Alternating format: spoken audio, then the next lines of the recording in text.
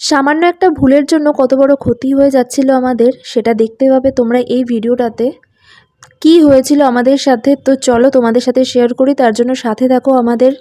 আর চলো ইন্ট্রোটা দিয়ে নিই। Welcome back to our channel Mampi's mini ব্লগে। তো ছোট্ট একটা মিনি ব্লগ তোমাদের সাথে শেয়ার করছি। এটা ফার্স্ট পার্ট, সেকেন্ড পার্টও আসবে, বাট ফার্স্ট পার্টে তোমরা দেখতে পাবে আমি কোথায় গেছিলাম। তোমরা অনেকেই জিজ্ঞাসা করছিলে যে আমি কোথায় গেছি, কোথাকার ফটো। অনেকেই জানো, বাট যারা যারা জানো না তারা কোশ্চেন করেছো আমাকে, তো তাদের একটু সুবিধার্থে আমি বলে রাখি। আমরা গেছিলাম দিল্লিতে একটা কনফারেন্সে। তো সকাল 5টা যখন বাজে, দেখতেই পেলে আমরা ভোর 5টায় উঠে পড়ি, কারণ 6টার সময় আমাদের বোর্ডিং পাস ছিল। 6টায় উঠে আমরা রেডি হয়ে বেরিয়ে পড়ি এয়ারপোর্টের জন্য। আর ওখানে যথারীতি আমরা সবার আগেই পৌঁছাই। কোনোদিনও এমন হয় না যে সবার পরে আমরা পৌঁছই, কারণ আমরা আধা ঘন্টা 1 ঘন্টা আগে পৌঁছে বসে থাকি ওখানে। একটা বোরিং একটা ব্যাপার, তো কিছু করার নেই, সবার সাথে যেতে গেলে এইটুকু অ্যাডজাস্ট করতেই হয়। তো এয়ারপোর্টে পৌঁছানোর পরে আমরা গাড়ি থেকে যখন নেমে যাই, তো সব ঠিকঠাকই ছিল। হঠাৎ দেখি ওর মনে ওঠে যে ওর মোবাইলটা নাকি ওর কাছে নেই, ওর মোবাইলটা নাকি ওই গাড়িতেই রেখে ফেলে চলে এসছে। তো ওখানে সমস্ত টিকিট, সমস্ত পাস, সব কিছু ওর মধ্যেই ছিল। আর মোবাইলটা না হলে কারোর সাথে কানেক্টও করতে পারবে না। তো আমার মোবাইলের দ্বারা ওই দাদাকে ফোন করি। এবার ওই দাদার নাম্বার ওরও মনে ছিল না, কিন্তু আমি ওর মোবাইলটায় আমি ফোন করি। ফোনটা যেহেতু করি, এবার ফোনটা যদি সাইলেন্টে থাকতো তো আজকে আমাদের এই ট্রিপটা একেবারেই যেত ব্লান্ডার হয়ে। কারণ আমাদের হাতে সময়ও ছিল না যে আমরা ওই দাদাকে কোনোভাবে যোগাযোগ করব, যেহেতু নাম্বারটা আমার কাছেও ছিল না ওই দাদার, ড্রাইভার দাদার। আর আমি জানিও না, ওরও মনে নেই, ওর মোবাইলেই সেভ করা ছিল।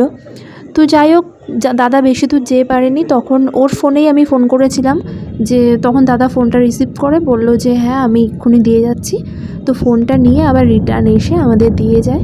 আর সবার সাথে যোগাযোগ করে, কারণ সমস্ত নাম্বার যেহেতু ওর কাছে, তো এইভাবেই যোগাযোগ করে ফোনটা আমরা পেয়ে যাই। নাহলে আমাদের একেবারেই যাওয়া হতো না আমাদের দিল্লিতে মিটিংয়ে, কারণ কেউ তো আমাদের জন্য ওয়েট করবে না, সবাই চলে যাবে, সবার টাইম শিডিউল মেনে। তো আমাদের ফ্লাইটও উঠে পড়ি, আর ফ্লাইট যথারীতি তার সময় মতন স্টার্টও করে দেয় যাওয়া দিল্লির উদ্দেশ্যে। কিন্তু সবথেকে বোরিং ব্যাপার হলো আমার এই যে সিটটা পড়েছে না ডানার সামনে, মানে প্লেনের ডানার সামনে যাদের সিট পড়ে, এটা যে কী বিরক্তিকর ব্যাপার। না তুমি ভেতরের দিকে তাকিয়ে বেশিক্ষণ বসে থাকতে পারবে, আর না পারবে তুমি বাইরের থেকে কিছু ভালোভাবে দেখতে। আর বিভৎস সাউন্ড হয় প্লেনে, যেটা আমার মাথায়ও যন্ত্রণা করছিল। আর আমাদের এখানে ব্রেকফাস্টও চলে আসে, একটা স্যান্ডউইচ আর কফি। আর সেটা খেতে খেতে একটুখানি বোর লাগছিল আমার, আর একদমই ভালো লাগছিল না, যেহেতু 2 ঘন্টা টাইম লাগে দিল্লি যেতে। অনেকে হয়তো ভাববে যে ফ্লাইটে বেশিক্ষণ লাগে না, বাট হ্যাঁ, এটা প্রথম ভালো লাগতো যখন ফ্লাইটে উঠতাম, বাইরের দৃশ্যটা দেখতেও ভালো লাগতো। কিন্তু এইবার থেকে শুরু হয়ে গেছিলো আমার বোরিং, আমি প্রায় ঘুমিয়েই পড়ি। কারণ কতক্ষণ বসে থাকবো, পা ঝুলিয়ে এইভাবে বসে থাকাও যায় না, আর বাইরে ওরা উঠতেও দেয় না, ওদের কিছু রুলস থাকে। তো এইভাবে বসে থেকে থেকে বোর হচ্ছিলাম। কফি খাচ্ছি, তো আমাদের পাশের সিটে একজন আঙ্কেল ছিল। সেই আঙ্কেল বলল ওনার প্যাটিসটা, মানে ওনার স্যান্ডউইচ যেটা ছিল, উনি ব্রেকফাস্টে সেটা খায়নি, সেটাও আমাকে দিল। আমি সেটাও বসে বসে খেলাম, খেতে ইচ্ছা করছিল না, বাট খেয়ে আবার ঘুম দিয়ে। তো অ্যাট লাস্ট আমরা পৌঁছে গেছি আমাদের গন্তব্যস্থলে। পৌঁছানোর পর একটু রিল্যাক্স লাগছিল, যে যাক এবার পায়ে যন্ত্রণাটা কমবে। তো পৌঁছে আমাদের আবার কানেক্ট করতে হয় আমাদের যারা পিক আপ করবে। তো সেই দাদাও আসে, আমাদের ড্রাইভার দাদা এসে আমাদের হোটেলে নিয়ে যায়। এর পরের ভিডিওতে তোমরা দেখতে পারবে কোথায় ছিলাম, কি করলাম, আর আমরা কি মিটিংয়ে করেছিলাম, সব দেখতে পারবে আমরা নেক্সট ভিডিওতে দেখাবো। আর সত্যি কথা বলতে দিল্লি এয়ারপোর্টটা খুবই সুন্দর।